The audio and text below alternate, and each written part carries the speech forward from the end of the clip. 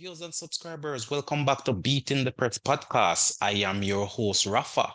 Now, coming up in today's podcast, we're going to be reviewing the two big matches which took place over the weekend. Newcastle running away winners over Manchester United, and that one over Stamford Bridge. Chelsea eking out a victory over Brighton. And of course, we'll also look at the big game, which is the talking point of the town right now. That you could say game of the season thus far. 3-3. That draw over there, Man City versus Spurs. Now, joining me this evening to review these matches, we have returning to the platform, Christophe.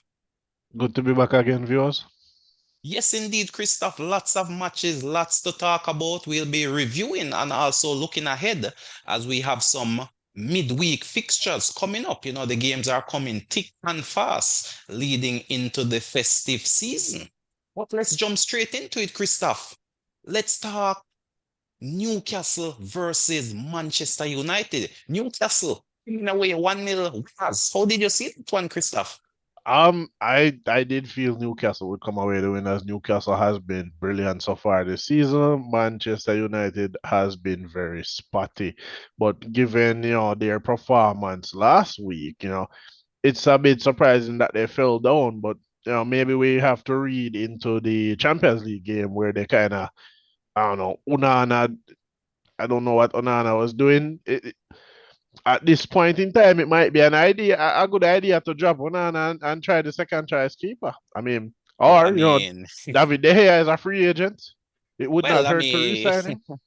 no, it doesn't make sense you go backwards. I mean, Manchester United very up and down season thus far, and to be honest, 1-0 is really not telling the true picture of this game. It was a total dominant performance by Newcastle playing at home. I mean, even in the first half, Newcastle got at least 6 to 7 solid chances and should have really been leading the game going into halftime. All right. But second half, similar scenario, but this time they got that goal through Garden, and pretty much there was no way back for Manchester United. A solid defensive performance by Newcastle, but you could say some lazy play by the Manchester United attackers. Rashford being singled out as not really having a good game, and by extension, thus far, a good season. I mean, Rashford has been poor over the course of last season coming into this season. So, um, I see people talking about it's his personal life affecting his game. I don't know. Maybe that is it because there seems to be a coincidence with his personal life and the way he's playing. But I mean, if you're going to be a professional, those things can't totally affect your on-field performances. But in general, the Manchester United attackers all season have been poor. It might be a case where they don't know how to build up anymore, how to break down opposition. I think that might be the case. They don't know how to break down the opposition, as well as might not be completely convinced of Ten Hag. Maybe Ten Hag has a plan in mind and they're not executing it well. Yeah, I mean, I am really yet to see a Ten Hag philosophy, to be honest, showing in the Manchester United play. I mean, you see the likes of De Zerbi coming in, and you can see his brand of football being played. We see Ange coming in at Spurs, and you can see a distinctive Spurs style being employed. But I am yet to see that Ten Hag style, that reason the Manchester United management saw it fit to go and get him from Ajax. I thought he would have been bringing that brand of football to the club and then making signings who can play that style of football as well. But with several windows, several signings, and I am yet to see that Ten Hag identity on this Manchester United team. And if you can't do it over the course of 18 months, I am not sure how long it will take for you to do it. I mean, you see Ange coming in 3 months and you see a distinctive Spurs style on display. So I am quite shocked, to be honest. And, the results have been up and down for Manchester United. And the next big match coming up as well, they face Chelsea away from home. How do you see that one, Christoph? I mean, Chelsea played against Brighton in their last game, went down to 10, still managed to get a victory. But the next match on the agenda is that big clash with Manchester United. How do you see that one? I foresee potentially a draw. Like I have been saying all season, I don't think Chelsea is quite as good as people think. And the mere fact that Manchester United tends to show up when they play against big opposition, I don't know, they find an additional gear in there somewhere. Um, I do think Pochettino will come with a plan to try and neutralize Manchester United. I suspect he'll be trying to play on the counter attack mainly. Not that I don't think Chelsea can outplay Manu. I think that very much they can. I think it's just probably easier to beat Manu on the counter attack at the moment. Give them possession, right? Because they can't do anything with the ball. To be honest, they can't break it down. So let them have Not it much and then play on the confidence there in counter. the Manchester United team at all there, No, Christoph. not at the moment. Manchester United's strongest strength, even since the days of Sir Alex, has been playing on the counter attack. If they can't play on the counter attack, they are unlikely to score.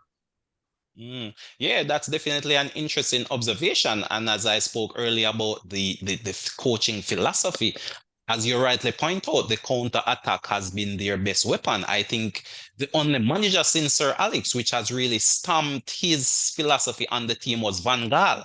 You know, even under Mourinho, it was counter-attacking football.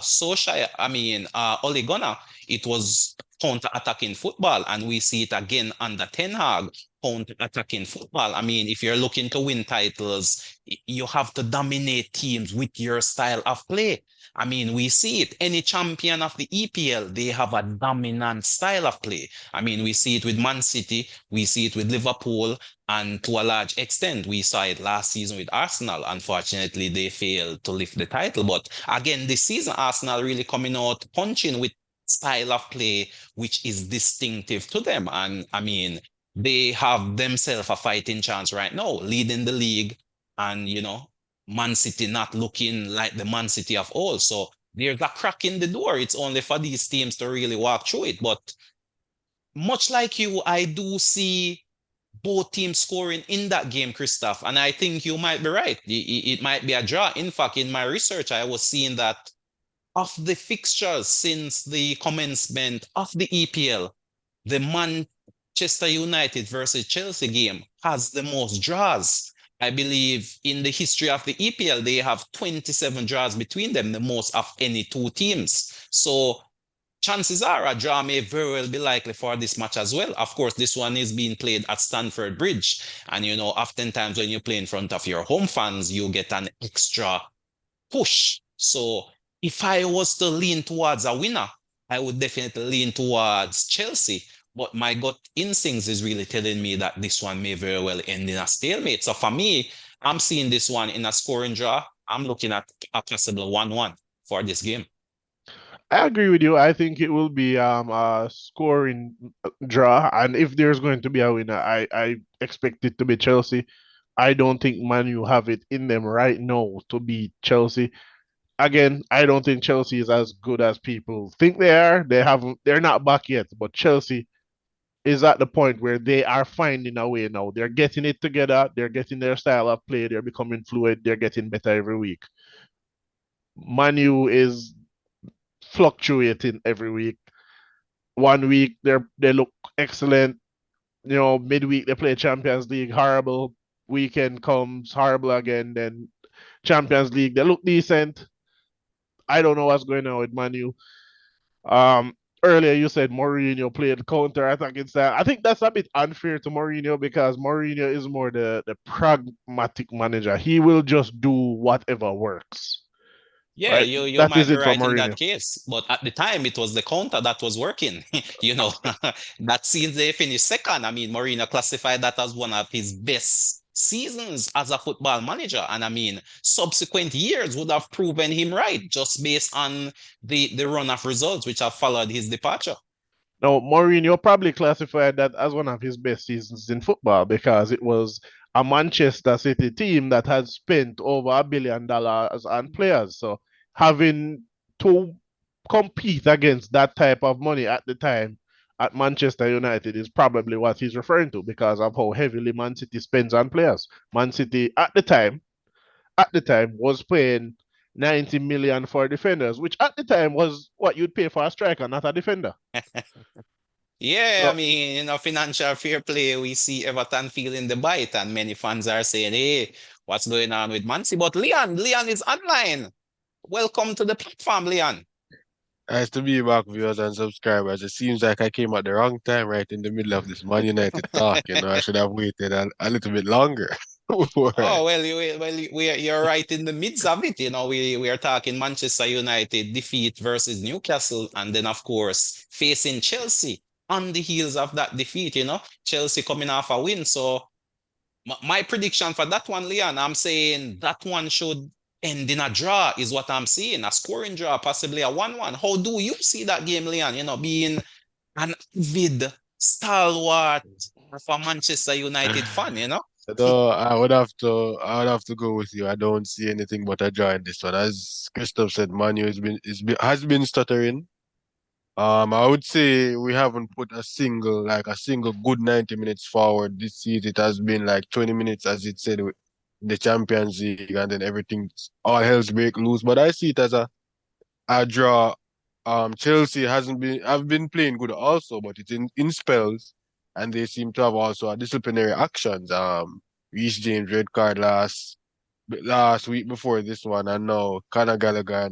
Even Pot was serving a ban, I think. So Chelsea's been playing good, but they seem to get themselves in card trouble, and then it's hard to play against like 10 versus 11, even though they got the win. But as I said, for the Newcastle match, I would say, to me, it was like boys against men out there. I think Man United struggled to come out of their half, and I think this is like, I think Eric Ten Hag got the got his results, or what I would say his type of coaching, wrong, because I think these results are this type of play style I would expect it last year, right? And then the last year, but it seems to be, I guess, solid last year. I know it's all hell break loose. I'm hearing some of the players are down in tool. I think they're training too much, too Yeah, but hard. but but Leon, my Yeah, question is, I am yet to see a Ten Hag playing style. I mean, you look at Spurs, Leon, for example. yeah. Ange has been there 3 months, and we can see a distinctive Spurs style. So why can't we see a Ten Hag style, I having been there mean, now 18 months? I would say that's a good question. I've been asking myself the same thing, but as you know, I'm a Manchester United supporter, and I think the last time Manchester United had a distinct play style was Louis van Gaal and probably Mourinho. Outside of those two, it seems as no matter what reputation the coach that comes into Man United, they seem to be struggling. Even David Moyes at West Ham has his playing style, but couldn't set it at Manchester United. It's the same thing with Eric Ten Hag, and I think like many people have asked him this question, and he said it's not about really a distinct play style, because for Ajax, you're not going to get him play the Ajax way, because Ajax has a different brand of football as Manchester United, and it's all about the players that he has at his Yeah, disposal. but he So, has several windows, Leon, to bring in the players that would fit his mode of playing, his uh, philosophy. Several windows. and So, if you check as his signings right now, I think right, he has Mart, been making even the signings, speaking of it, yeah, he yeah. has been making signings of players who he is somewhat familiar with, who should be more likely to adapt to his style of play more easily when I compared mean, to out, possibly someone he hasn't coached before. I mean, out of all of the signings that he signed, how much is playing outside the keeper is blundering. Nobody. Well, I Martinez, mean, it seems as if he's gotten the signings quite wrong, and a number of them. I mean, with a keeper, you can a keeper of Onana pedigree. I guess signings work and signings don't work. I think it's still too early for him. I think his other signings, probably Martinez is out. I think Casemiro is out. Mount is out, even though he hasn't been playing him when he got fit the last time. Amrabat can't seem to get a start, and so Well, it's I a mean, it's it just seems as if these players are not good enough, Leon. I mean, when you look at Luke Shaw playing centre back, with Lindelof on the bench. Come on. Well, And along with Varane, what is that telling those players? You It have a might. left maybe back playing centre back when you have two solid World Cup winning centre back sitting on your bench. What kind of well, message is that sending? for me, some of the coaches are overthinking it, Rafa, because I think with him it's like a distinct preference of having a left-footed left centre back because of angles. But sometimes you just have to play your best centre backs, Rafa, because even Lindelof, I saw him getting bullied a couple times in that match, and I know that if it was Varane there, it wouldn't happen. And then if you're making those, let's say, brave decisions as a coach and you're not getting the results, people are gonna turn against you, Rafa. You have to call it at his will. You know, and Indeed, indeed. that Varane not playing is kind of shaky to me, to be honest. And I think he has to get something right very soon. But even though I see that there's a lot of mistakes this coach is making, it's obvious to see some of his tactics are not right. But how many coaches are we gonna? It seems as the same reoccurring problem. And the one thing is constant is like the players, some of the players, because the difference between I would say coaches that goes to like different clubs versus Manchester United, whenever they want to implement their style, the players that are not fit for that said style are often shipped out at a loss, no matter what the cost. For Manchester United, it's totally different. If you recall, we wanted to get rid of Maguire to West Ham this summer. It didn't make sense for Manchester United because they would have lost. It's the same thing for Sanchez, the same thing for even Van der Beek. What's Van der Beek still doing at the club? Even Scott McTominay, What Ten wasn't Hag Van der wanted to Beek a get Ten rid of. Hag player? I mean, it wasn't Ten Hag who brought him in, but he played under Ten Hag, yeah? Yeah, but he Yeah, of hasn't course. got But that that's what start I'm since. saying. I But mean, he it has was just a poor signing overall, and he should have left the club No, a long no, time no, ago. no, no. I don't think it's a poor signing. Yes, I man. I mean, he Van can't make a team. Van der Beek, Van Even der when he Beek. went out on loan, he can't even make a Everton 11. eh, Yes, but that could have been as a result of a lack of confidence by the player. Van der Beek, Ah, man, if you're before a good joining player, Manchester, man, you get a first start, you hit a, the ground running, man. a little backstory. You know that Rafa, even when I Ten Hag had Van der Beeks in Ajax, he wasn't starting for Ten Hag. Yeah, but that's what I I'm think saying. it was It's a poor signing. It was just yeah, like poor some signing kind of overall. panic buy by uh, Ole Gunnar.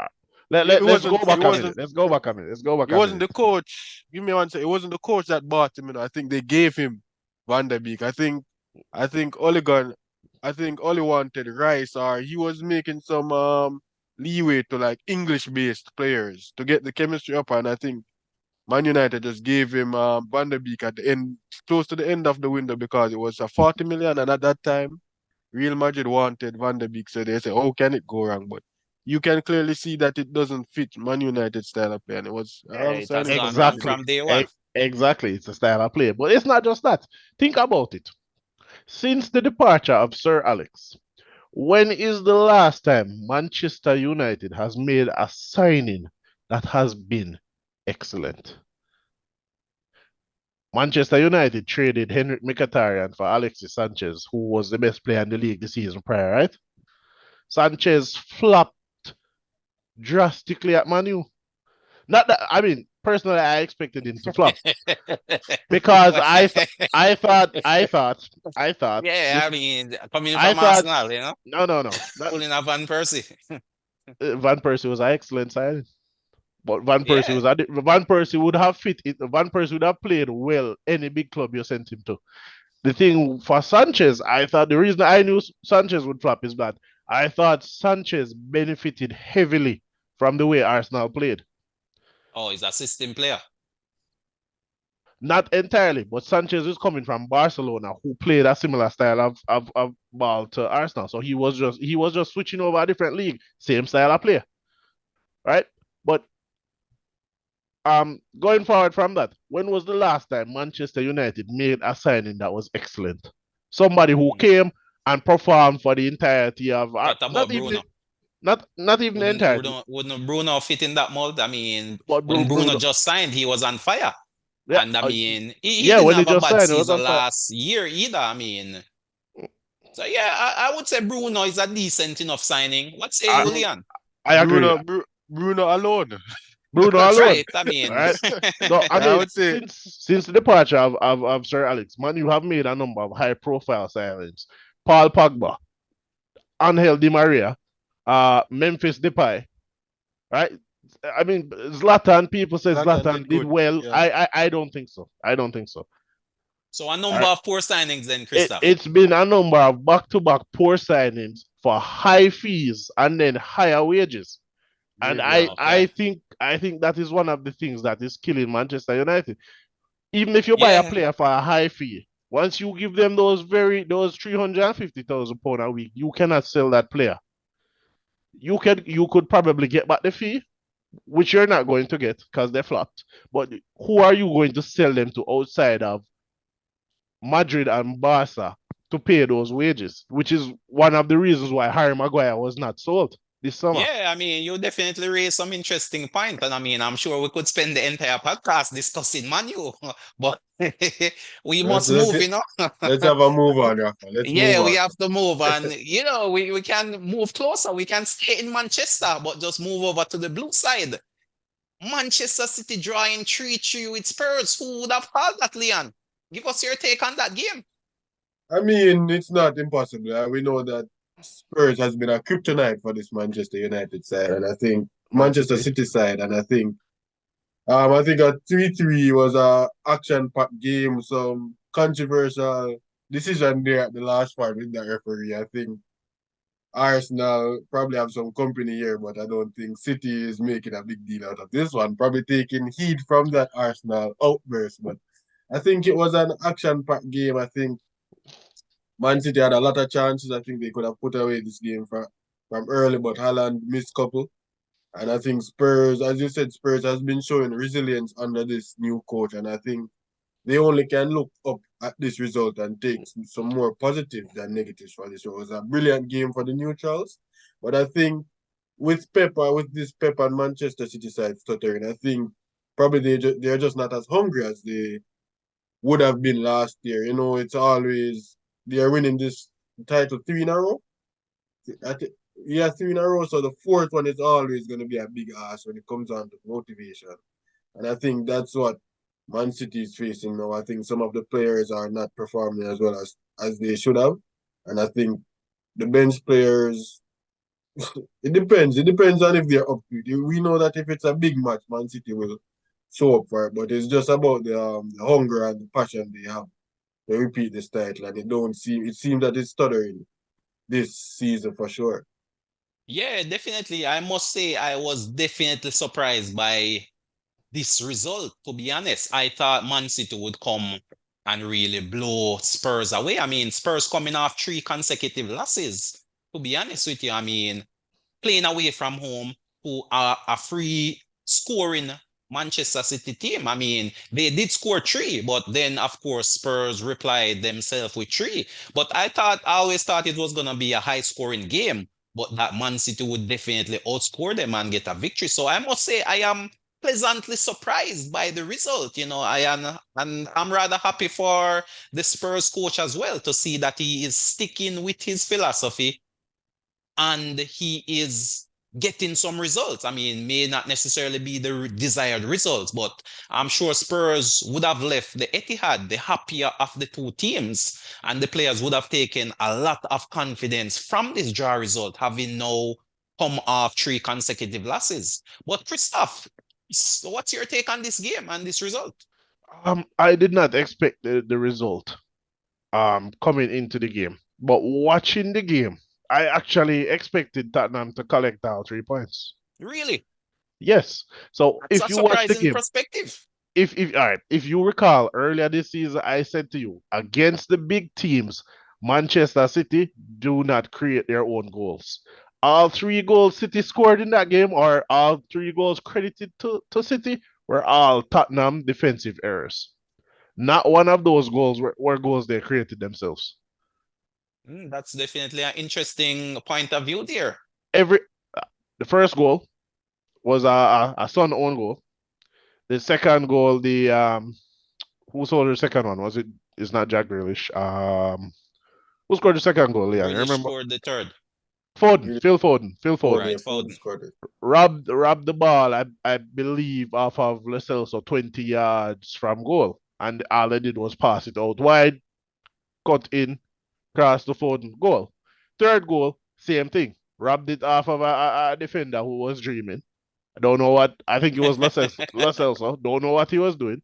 All right, and then Jack Grealish got a goal. All right, not So you're saying saying defensive mistakes and not necessarily Man exactly. City creations. Man, not to say there was not still some work to be done on those two goals. What is harder to do? Build up from your own goal up to score, break down a team I and then mean, score I versus mean, but getting a Christoph, defensive issue. that has been how Man City and Liverpool and all the high pressing teams have been playing. I mean, force errors in the defensive half of the field, and then which lead to easy chance creation. That Right, right, was the right. characteristic of that Liverpool title winning team. There I, they would press I don't. teams all It the way wasn't the back, win the press. ball high up, and then create It, chances. it wasn't the press that caused the issues, though. So you're These saying were it was an just unforced error. these were unforced error. Defenders, spending too long on the ball. Well, for the second two, defenders spending too long on the ball. I will probably give them maybe the first goal, the Sun goal, right? Right. Cross going in, everybody sticks out a foot. Son just happened to stick the foot out and the ball went in his own goal. But Man City didn't create their own goals. Not to say they Mhm. didn't create chances, because there was an excellent chance first half from was it, I can't remember the name. Alvarez. Not Alvarez, left winger. Haaland, Left winger. Loco. Doku. If you remember, Doku cutting in, shooting, hitting the crossbar, and so on. Excellent chance. Did not score. Chances Holland got. Holland, Yeah, Haaland got a couple chances there as who well. is probably the best centre forward in the league at the moment. Right. Missing Yeah, I missing mean, what would contributing to normally be assists in this one. Not goals, but definitely on the assist chart. the Tottenham provided the assist, not Holland. Yeah, I mean, to be honest, I see the point you're making. As I said, I really anticipated But City the winning, the key especially point with is the Tottenham fragilities defensively, the makeshift defense. the key point to bear here is this was not a full strength Tottenham team.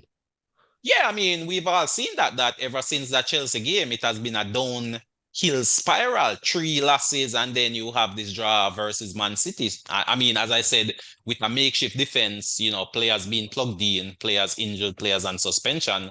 But as I say, what I am happy about is Ange is still playing with his style, Leon, and his philosophy. Yeah. Live or die, and that is what I rate about the And, I, Spurs coach and the Spurs team.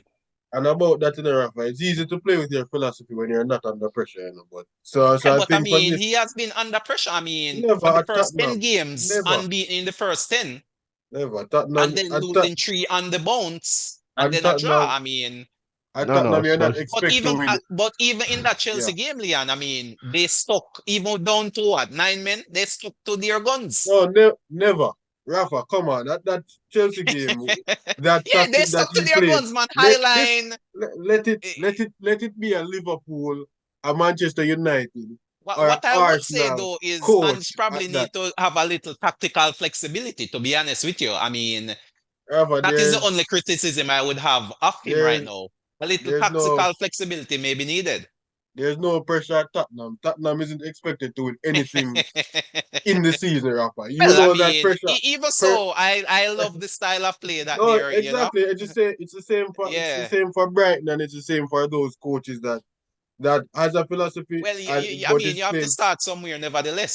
So hopefully Nevertheless, they but can build on it, and then yeah, we can but see the true Tottenham come next season when maybe a few signings, players return from injuries, and a until bit more yeah, pressure. it's good that he has his philosophy. As I said, it's very exciting to watch, and it's good to see like a manager coming and stamping his authority on the club. What I'm saying is that at Tottenham there's no pressure. I mean, there's pressure at at Manchester United, Liverpool, and some of the tactics. Remember, even Jurgen Klopp got flack for his tactical flexibility, Rafa. Yeah, but I That mean, we that can see that that he has game in the evolved and Chelsea match changed was over time. madness from Yeah, that I mean, tactic from yeah, as a good coach, you have to evolve and change, and yeah. make So tweak, so to uh, speak. so it's good that I see no matter the injury because as I would say my favorite coach is normally has a are normally stubborn with their approach, and that's what either you make or break them. And at the end of it, Rafa, if you're going to be sacked, really, I prefer to Yeah, be sacked by my you have way. to live and die by your Yeah, decision. Live you're gonna and die be. by your decision for sure. So hopefully this Spurs side will continue to grow, and the next season we'll see what he's made of. But it's a good look for these Spurs fans so far. And I'd rather be in the Spurs seat than the Manchester United seat right now. So Definitely, definitely. But definitely. looking ahead, Christoph, looking ahead, Man City takes on Aston Villa midweek. I mean, time is quickly running out on us here on the podcast, but look ahead for us, Christoph. How do you see that game going? And give us a score prediction for that one. Aston Villa versus Man City. Aston Villa playing at home, of course, and we know the tremendous job Emery have been doing, especially at home. How do you see that game playing out? Um, I seen it being potentially a very tight game. Especially Aston Villa doing well, playing well under Emery. Emery will come with a game plan to beat City. But I think this might be the game where City bounce back, having dropped points last three. I don't see Pep wanting to drop any more points, so he's going to do any and everything in his power to get those players to win that game. I'm not sure what he's going to do as yet. We'll see on the day, but I think this is the game where City bounce back. They will collect the 3 points. If not, it's going to be looking not very terrible for Man City because I think currently they're 1 point off of the top, right? But to drop points 4 games in a row won't look good. But I think this is the game that they bounce back. Emery will come with a game plan to try and beat them, but I think City have more in them, and Pep will galvanize his players for this upcoming fixture. Yeah, I mean, this one taking place at Villa Park, and City will definitely be without Rodri and Grealish And and Grealish. possibly Doku as well, who seemed to have limped off in that game versus Spurs. And if there was ever a time for it may be this game, Leon. How do you see this one? I would say, I think it's a good matchup. I think I will lean towards the City win because we know how Aston Villa will play. I think Emery has been sticking towards this high line, this high metal football, I would say, especially the midfield. And I think City has normally works well against those teams because City are very press resistant and they know how to work the ball to draw that person to go behind. And we know that Alan especially feeds on those highlights. So I think it should be a interesting tactical battle. I would like to see what approach Emery goes for this. But as you said, City without some key players, and Aston Villa been flying home, and we're at Aston Villa's home. You said right, so Yes, definitely. Villa Park. I think it should be an interesting battle. I'm leaning more towards City right now, but either could win, and it wouldn't surprise me to be honest. Yeah, I mean, definitely, I would not write Aston Villa off in all honesty. The main concern I have for Aston Villa, as I have outlined previously, is that defensive fragility. Aston Villa will score. It's just a matter of can they keep the ball out of the back of their net. And City being a bit wounded, I would say. Some key players, Rodri, for example, I think he's a key peg in that City team. I am gonna go against the grain for this one, Leon. I am calling an upset for this one. I think Aston Villa may very well win this one in that odd goal. So I'm gonna go for a 3-2 Aston Villa win. I think it's gonna be a high scoring game, but I feel home in front of their fans, City missing some key players, Aston Villa playing well, especially at home. I'm gonna call this one for the upset, so I'm gonna trust my gut instincts and go with a 3-2 victory for Aston Villa, and pretty much this one will throw the cats among the pigeon. The narrative is all of a sudden going to change, because I do anticipate and expect an Arsenal win over Luton, and I feel Liverpool will follow up their victory over Fulham with a defeat of Sheffield United as well. So Arsenal should be leading the league come the end of this game week. Liverpool in second, and City dropping down the pecking order in third. But time is quickly running out for us, Leon. Christoph, what's your final word on this, midweek selection of games coming up in this festive period. I think we have a few interesting games coming up. Well, we kind of expect both Arsenal and Liverpool to win. We don't expect any surprises, but there might be. It's the Premier League. The more interesting games, like you said, are going to be Man City, Aston Villa, which I think will be a very tight game, and the Chelsea, Manchester United, I think will be the game to watch. I'm expecting a draw. Leon expecting a draw. You're expecting a draw. So I think that will be the most interesting watch. It looks like a good set of games for this week, and then on the weekend, it back at it again. Yeah, the game's definitely coming thick and fast. But Leon, give us your final word on, this set of games coming up.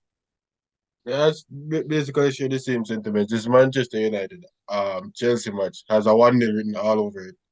Who's gonna get this one? I'm not sure, but it has a one So nil you're written saying, over it. so Leon, for that game, you're saying there should be a winner then, or you're Yeah, saying a draw? definitely. I think it's gonna be a winner. Predicting a draw, I think they're definitely gonna be a winner because most of in the previous times when we expected one to win, it was a draw. So I think basically these teams both have something to fight for. Chelsea Mm. wanna wanna get stability after the last result. Manchester United fighting, Ten Hag fighting to save his job.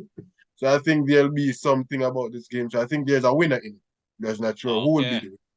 So that's just, and I gotcha. think for Arsenal, I think Arsenal is right where they want to be. I think this could be the season for them. City doesn't have that anger or that hunger that they played with last year to get this job, and I think it's looking good for Arsenal. And I think probably I would say this the Premier League title probably is between Arsenal and Liverpool this year. I'm predicting, to What? be honest. What are you For sure. saying, Leon?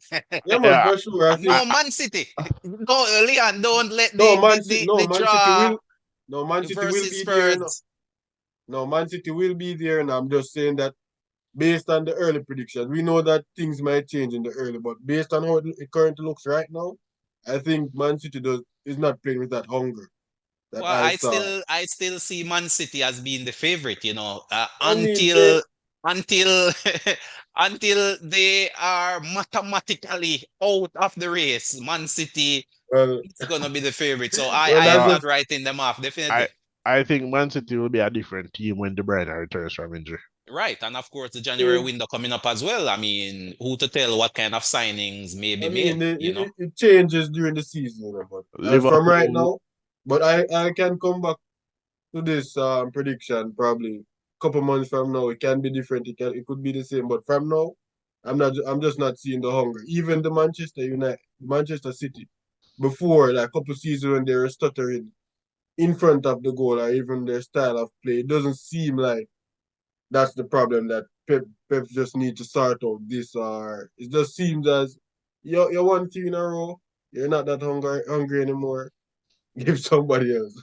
That's what I'm seeing from Man City right now. But we'll see. Well, We'll see definitely. there you have it, viewers and subscribers. I'd just like to thank Christophe and Leon for coming on board and sharing their thoughts and their perspectives. Of course, viewers and subscribers, thank you for tuning in to us here on Beating the Press podcast. Please remember to continue to share the platform. And if you haven't subscribed as yet, please hit that subscription bell. We are pushing towards 500 subscribers, and your help is definitely needed in order for us to attain those goals. But until next time, this is Rafa signing off.